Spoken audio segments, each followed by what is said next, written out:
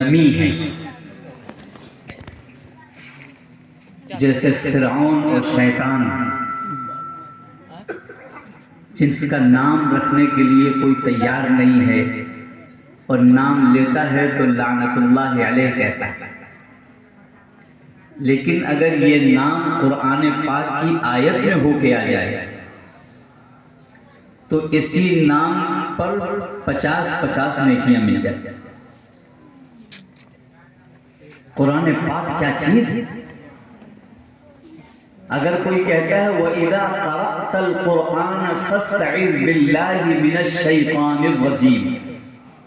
یہ قرآن کی آیت پڑھ دیتا ہے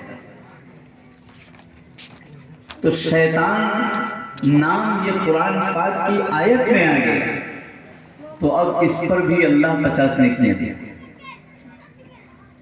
فرعون جیسا نام اگر قرآن پاک کی آیت میں پڑھ دیا جائے تو اس پر اللہ 50 نیکیاں عطا فرماتا۔ تو ہم جیسے گناہگار اگر اس قرآن پاک کو اپنے سینے سے لگا لیں تو ضرور اللہ ہم پر رحم فرمائے، انشاءاللہ نیکیوں سے نواز